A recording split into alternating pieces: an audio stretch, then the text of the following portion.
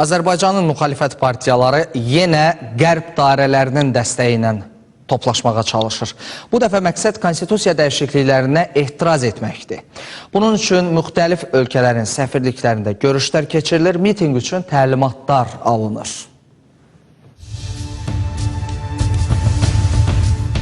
Bəzi qərb dairələri yeni Azərbaycanda təxribat törətməyə cəhd edir.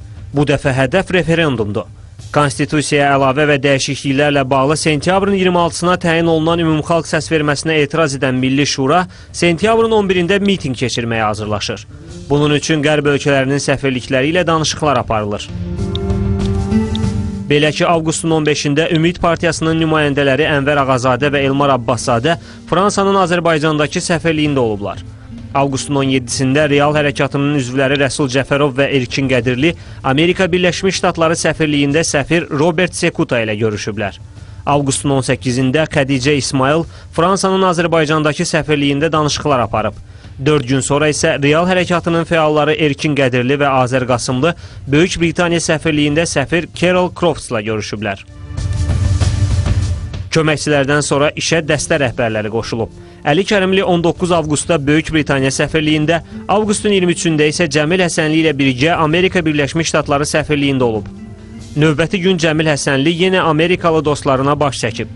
Avqustun 25-də Müsavat Partiyasının sədri Arif Hacılı və Nida Hərəkatının rəhbərlərindən olan Turqut Qəmbər Britaniya səfirliyində görünüblər.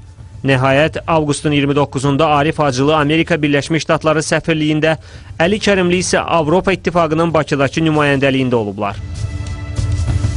Qərb dairələri əlaltılarına tapşırıqlarını verəndən sonra özləri də aktiv fəaliyyətə qoşulublar. Amerika Birləşmiş Ştatları səfirliyindən siyasi partiyaların, QHT-lərin ofislərinə zəng edilib, mitingdə iştirakla bağlı çağırış olunub.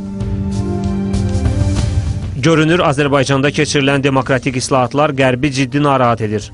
Əgər belə olmasaydı, diplomatik nümayəndəliklər səviyyəsində açıq təbliğat aparılmazdı. Məqsəd birdir, ölkədə əks cəbhələr formalaşdırmaq, vətəndaşlar arasında fikir ayrılığı yaratmaq, xaosa nail olmaq.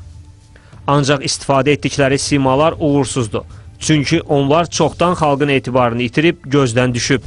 Öz dediklərinə, özləri də inanmayanların çağırışlarına axı kim cavab verəcək? Necə deyərlər, milçək bir şey deyil, amma ürək bulandırır.